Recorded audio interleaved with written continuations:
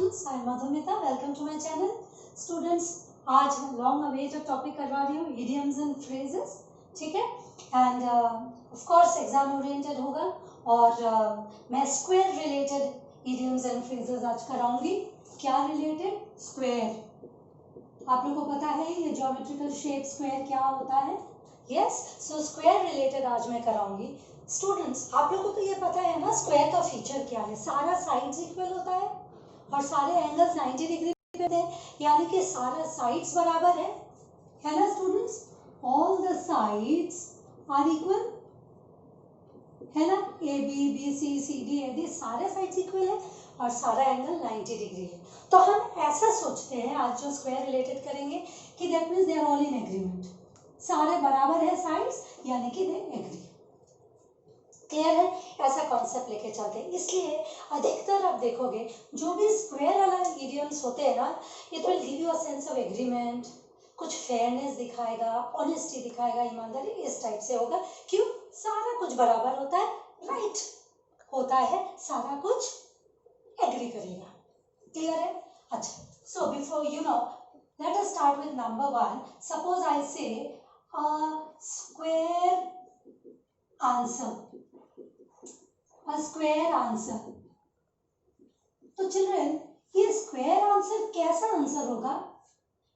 मैंने कहा a square answer. Square मतलब क्या? मैंने कहा सारा बराबर है, तो आंसर बिल्कुल परफेक्ट है, बिल्कुल फेयर है, बिल्कुल ईमानदारी से आंसर दिया गया.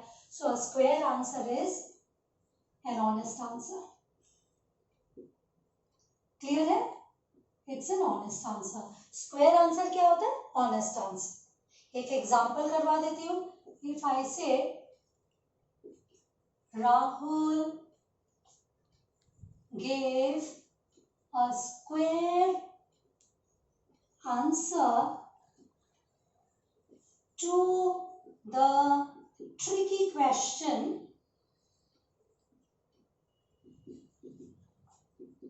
that was asked in the interview. कैसा आंसर उन्होंने दिया? बड़ा ईमानदार सा आंसर दिया. कैसा क्वेश्चन का? ट्रिकी, पेचीदा क्वेश्चन का. उसने काफी ईमानदार तरीके से उसने ईमानदार आंसर दिया, फेयर आंसर दिया. ठीक है? So what is the square answer? A fair answer, an honest answer. Fair मतलब ऑनेस्ट, ईमानदार. So Rahul gave a square answer to the tricky question that was asked in the interview. अब number 2 पे चलते हैं. If I say a square deal, कैसा deal होगा children? बिल्कुल fair deal होगा, बिल्कुल ईमानदार वाला डील होगा, एन ऑनेस्ट डील. बराबर है सारा पूरा. Okay, an honest deal. कैसा deal? Square deal. Clear? So if I say, एक एग्जांपल ले लेते हैं. इफ आई से the landlord and the tenant, ठीक है, and the tenant made a square deal. Okay, the landlord and the tenant made a square deal. ठीक है. कैसा डील बनाया उन्होंने?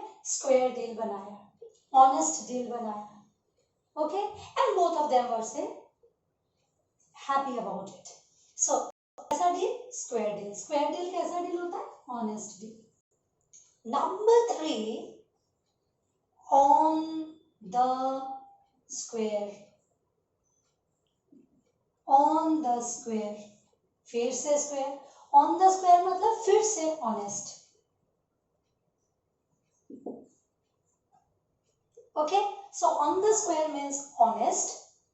देखो सारा स्क्वायर है, स्क्वायर पे है मतलब एग्री करता है, ऑनेस्ट है, फेयर है. स्क्वायर डील है मतलब ऑनेस्ट डील है, फेयर डील है. स्क्वायर आंसर है यानी कि ऑनेस्ट आंसर है, फेयर आंसर है. कैसा आंसर? ऑनेस्ट या fair. Fair means satisfactory. Good. Okay, on the square. He is always on the square. he is always on the square, hence his friends like him. वह हमेशा ईमानदार होता है, इसलिए उसका जो फ्रेंड्स है उसको बहुत ज्यादा पसंद करते हैं. क्लियर है children? So on the square. अब स्क्वायर से हट जाए क्या हम लोग? Out of the square.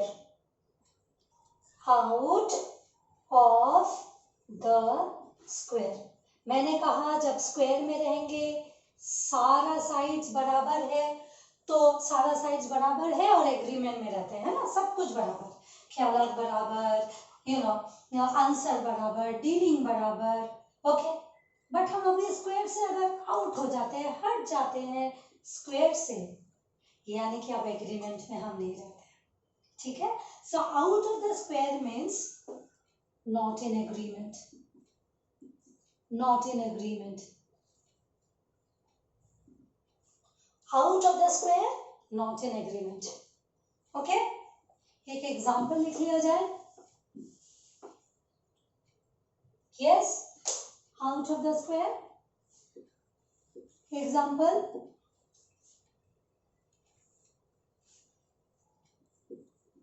he was out of the square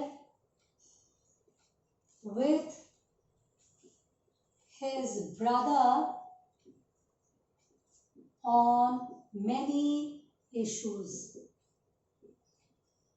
okay, वह अपने भाई के साथ एग्रीमेंट में नहीं था, बहुत सारे इश्यूज को लेके वो और उसका भाई एग्रीमेंट में नहीं था. तो जैसे ही हम स्क्वायर से आउट हो जाते हैं ना, तब एग्रीमेंट में नहीं रहते. देखो, नॉट इन एग्रीमेंट, याद रखना. ठीक है? स्क्वायर में जब रहते हैं बराबर रहते हैं. ओके, एग्रीमेंट में रहते हैं, फेयर होता है डीलिंग, फेयर होता है, ऑनेस्ट होता है. जैसे ही स्क्वायर से हट जाते हैं तो हम एग्रीमेंट में नहीं रहते. क्लियर है? Next, number 5, fair and square. देखो, इसमें से काफी कुछ समझ आ रहा है. फेयर मतलब भी अच्छा, ईमानदार. फेयर एंड स्क्वायर, मैंने कहा स्क्वायर है तो बराबर है. सो फेयर एंड स्क्वायर मतलब फेयर, इसका मीनिंग है ऑनेस्ट. ये बहुत इंपॉर्टेंट है स्टूडेंट्स. आप लोगों ने देखा ही होगा, क्वेश्चन पेपर में कई बार आ चुका है. Fair and square means honest. ठीक है? ओके, दो the other teams, एग्जाम्पल दे रही हूं, though the other teams were angry, team B remained fair and square. जबकि बाकी टीम्स को गुस्सा आ रहा था, गुस्से में थे, बट टीम बी क्या किए? ईमानदार रहे. Okay, fair and square. Fair and square मतलब ऑनेस्ट. दो the other teams were angry, जबकि बाकी टीम्स गुस्से में थे, टीम बी ने क्या किया? ईमानदारी मेंटेन किया. Remained fair and square. Clear है? आसान है. अब number 6. Okay, a square meal. ये क्या होना चाहिए children? A square meal.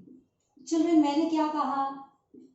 Students ध्यान दो कि मैंने कहा जब स्क्वायर है, मैंने कैसा समझाया आप लोग को कि सारा कुछ एग्रीमेंट में है. इट्स अ स्क्वायर, सारा लाइंस इक्वल है, सारा साइड्स इक्वल है, तो एग्रीमेंट में है.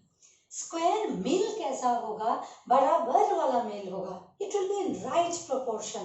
मील जो है कैसा right proportion? It will be a balanced meal in the sense कि आपको fats, proteins, carbohydrate, minerals, vitamins, roughage, सारा कुछ आप बराबर अपने बॉडी के हिसाब से प्रोपोर्शन में लेते हैं. Okay, therefore square meal is a balanced meal. Okay, a square meal क्या होता है? अ बैलेंस्ड मील या बैलेंस्ड डाइट, आप कुछ भी बोल सकते हो. कैसे याद रहेगा? स्क्वायर मील क्यों बैलेंस्ड मील है? क्योंकि बराबर है ना, सब कुछ बराबर के प्रोपोर्शन से लेना है. एग्रीमेंट में लेना सारा प्रोपोर्शन को, ये नहीं फैट ज्यादा तो प्रोटीन कम.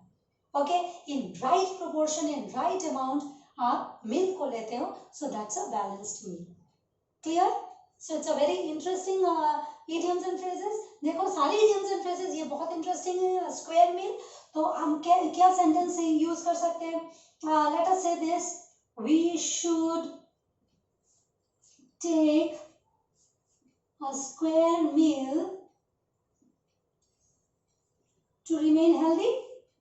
हेल्दी रहने के लिए हमें स्क्वायर मील लेना चाहिए, है ना? So square meal is a balanced meal. A square meal is a balanced meal. Okay? Next. Okay? So square meal. अब और एक, to attempt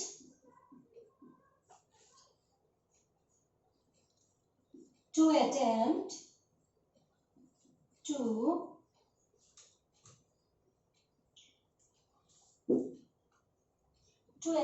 to square the circle। Children ये क्या पॉसिबल है? सर्कल को क्या आप स्क्वायर बना सकते हो? ज्योमेट्री के लिए भी पॉसिबल नहीं है। तो देखो कितना आसान है। To attempt to square a circle means to attempt to do something impossible, to attempt something impossible. ठीक है? So to attempt to square a circle, to attempt to do something impossible, है ना? क्यों? Why are you attempting to do something impossible? You are attempting to square a circle. Circle को आप square बनाने की कोशिश कर रहे हो, तो ऑब्वियसली आप कुछ इम्पॉसिबल ही कर रहे हो, है ना? Geometrically it is not possible कि आप स्क्वायर को सर्कल कर दो। सॉरी, सर्कल को आप क्या कर रहे हो? To attempt to square the circle. Circle को आप स्क्वायर नहीं बना सकते even geometrically. Clear? So same meaning दे रहा है। एक एग्जांपल लेते हैं। If I say even after 2 hours of conversation it seemed that they were attempting, क्या अटेम्प्ट कर रहे थे? To square a circle. यानी कि यू नो 2 घंटे तक कन्वर्सेशन चल रहा था पर कोई नतीजे पे नहीं आ रहे थे। ऐसा लग रहा था कि जो भी वो लोग बातचीत कर रहे थे that did not come to anything conclusive, यानी कि they were trying to do something which was impossible। ठीक है? सो क्या है? ये आसान है, याद रखना। देखो, to attempt to square a circle, एक सर्कल को आप स्क्वायर नहीं कर सकते। that means to attempt to do something impossible। Clear है? अब मैं जाती हूँ number 8। I give you 3 idioms and phrases together और जिनका सेम मीनिंग होगा चिल्ड्रन। ठीक है? Okay okay, I'll give you 3 which would be similar. To square accounts, to square accounts,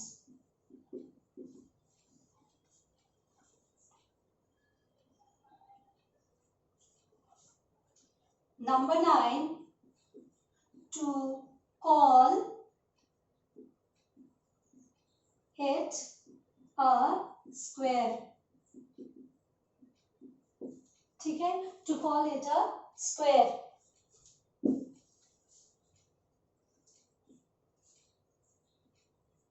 To square something with someone। ठीक है? To square something with someone, इसका meaning है to agree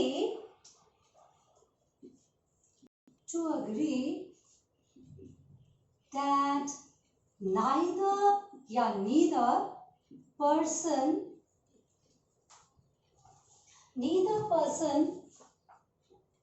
involved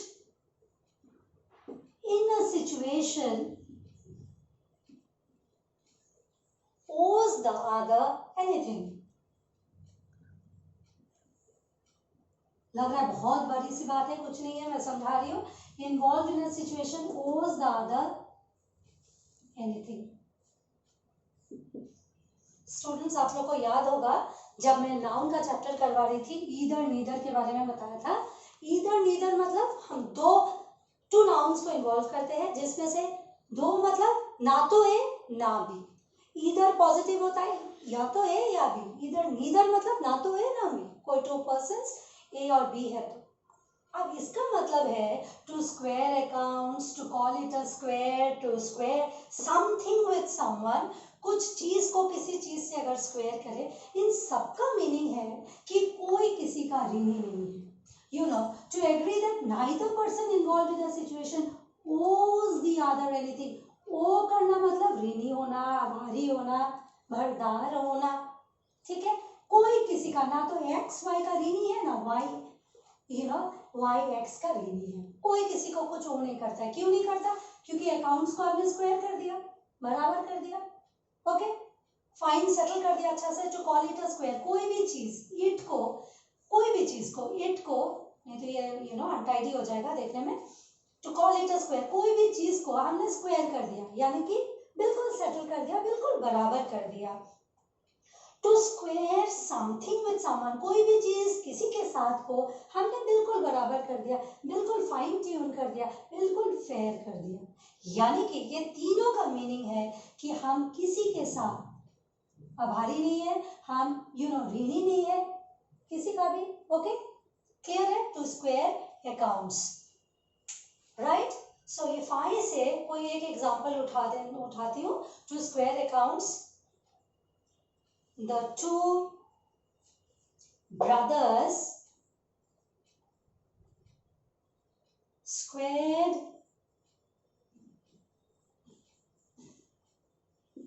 their accounts as far as finance is concerned. क्या कहा मैंने? To है तो brothers हो जाएगा. The two brothers squared their accounts, उनका अकाउंट्स उन्होंने स्क्वायर कर दिया. Squared their accounts as far as finance is concerned, finance concerned है, उन्होंने बिल्कुल अकाउंट्स को सेटल कर दिया और स्क्वायर कर दिया, यानी कि बिल्कुल एग्रीमेंट में है. कोई किसी को भरदार नहीं है, कोई किसी को कुछ वो नहीं करता. क्लियर है? So these three please learn together and these are important children. to square accounts कई बार आप लोगों ने देखा होगा and UPSC में भी ये आया था to square accounts. so this is quite easy. आप लोग थोड़ा सा ध्यान देना तो सारा ये तीनों को इकट्ठे आप लोग याद कर सकते हो. ओके, जैसे मैंने समझाया वैसे करोगे, it will be good. अब देखिए चिल्ड्रन, और एक है, आप लोग को लगेगा एक जैसा ही है, number 11, to square up. To square up, okay, इसको भी मैं बोल्ड में कर देती हूँ. To square up, to square up. Children, to square up मतलब आप देखोगे कारपेंट्री में क्या करते हैं, टू स्क्वायर पीसेस को लेके अलाइन करते हैं कोई चीज. जब हम स्क्वायर अप करते हैं ना, डेप्थ को भी हम बराबर करते हैं और कोई डिस्प्यूट, कुछ लड़ाई झगड़े में भी हम रिकंसाइल करते हैं. ठीक है? So I write this, to square up, to settle any debt, कोई भी कर्जा को हम सेटल करते हैं, या टू रिकंसाइल. रिकंसाइल मतलब समझौते पे आ जाते हैं. To reconcile any dispute. Clear है? Yes, clear? They squared up all the property related matters in the presence of say their guardian. Guardian के प्रेजेंस में उन्होंने जितना भी प्रॉपर्टी रिलेटेड मैटर्स था उसका डेट सेटल कर दिया बोलो, या कोई भी जो लड़ाई झगड़ा था सब उन्होंने सेटल कर दिया. Okay, so they squared up all the property related matters in the presence of their guardian.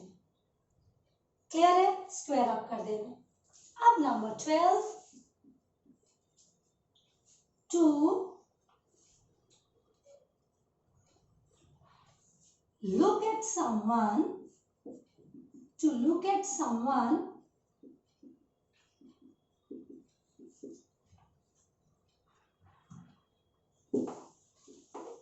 square in the eye, to look at someone square in the eye. Children, ये भी आसान है. To look at someone square in the eye. यहाँ भी square है. Children, इसका मतलब है to look directly in the eye of someone. Children, थोड़ा सा मैं कुछ बताना चाहती हूँ इसमें. आप किसी को directly eye to eye contact तभी बना सकते हो जब आप जानते हो आप गलत नहीं हो. So you don't fear. Okay? Then only you can look directly where the eye of anyone. So इसका है to look directly in the eye of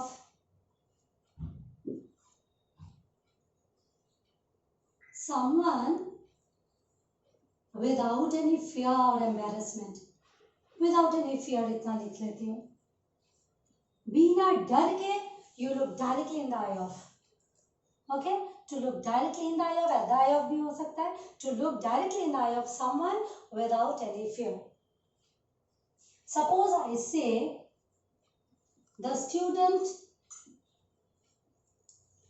looked, नीचे लिखती हूँ. The student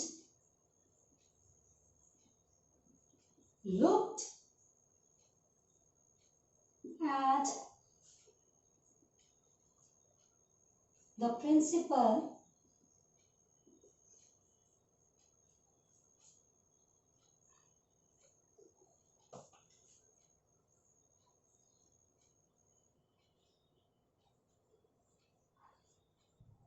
square in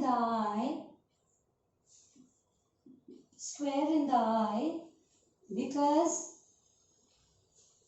he was just and right. वो बिल्कुल ईमानदार था, वो करेक्ट था, वो राइट था, तो उसने directly looked at the principal's eye. Okay, the student looked at the principal square in the eye because he was just and right. Clear है? अब I'll give you a last one related to square, which is again easy. ठीक है? A square peg in a round hole. A square peg in a round hole. इसका मतलब क्या है? A square peg in a round hole. या फिर से हमने square लिया है. A square peg in a round hole. Children, suppose this is a round hole. Peg means Khunti. तो इस राउंड होल में एक खूंटी स्क्वायर वाला, तो आप you can not place it. So कोई भी चीज जो मिसफिट है, मिसफिट या अनसूटेबल, इसको हम बोलते हैं अ square peg in a round whole. Okay, a square peg in a round hole. Okay. He proved to be a square peg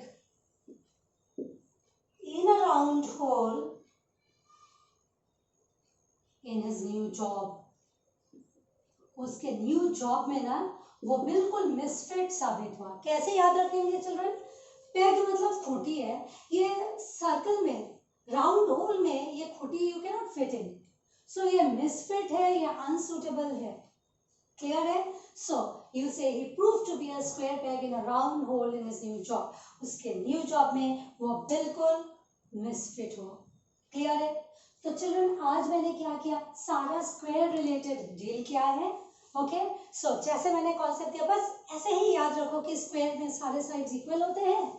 so you know they are in agreement with one another. Okay. बराबर है सारा sides, fair है therefore. तो जितना भी मैंने दिया ये 13. हाँ, एक आध अगर मिस हो भी गया, स्लिप हो भी गया, सो वो क्वेश्चन के फॉर्मेट में जब भी मैं क्वेश्चन पेपर का कराऊंगी विथ आंसर ऑप्शंस तो आप लोग को दिख जाएगा, कुछ छूटने वाला है नहीं. अब जितना मैंने करवाया दिस आर वेरी इंपॉर्टेंट, आप लोग प्लीज कर लीजिएगा. And I think with the same word square related आप याद रख सकते हो बेटर. ओके. स्क्वायर अप हो गया, to look at someone, square in the eye हो गया, जितना मैंने दिया I think it will prove to be good for you. Okay. So अच्छा, और एक लास्ट और एक दे देती हूँ, number 14, back to square one. The last, back to square one. Back to square one. Back to square one मतलब क्या है, जहां थे स्टूडेंट्स फिर वही पहुंच जाते हैं, मतलब back to the original position. ठीक है, from where you started. Back to the original position, जहां से आपने शुरू की थी. तो you know it goes negative as well. Suppose I say he could not clear his final semester, hence went back to square one. Went back to square one. तो final semester जब clear नहीं हुआ, you know इसलिए क्या हुआ, वो फिर से वहीं पे चले गए. सपोज आई से the student could not clear his exam finally, he could not clear his interview, यानी कि जहां थे वही चले गए, फिर से उनको एग्जाम देना पड़ेगा. Then again he can come to the interview stage. So it's that, ऐसे याद रखना, बैक टू स्क्वायर वन, फिर से हम स्क्वायर में जहां शुरू किए थे, from the point we started we go back to the same point. Clear है students? So today's idioms and phrases आज किससे हमने रिलेट किया, स्क्वायर से रिलेट किया. कैसे रिलेट किया मैंने बताया है, वैसे करना. This will be easy for you.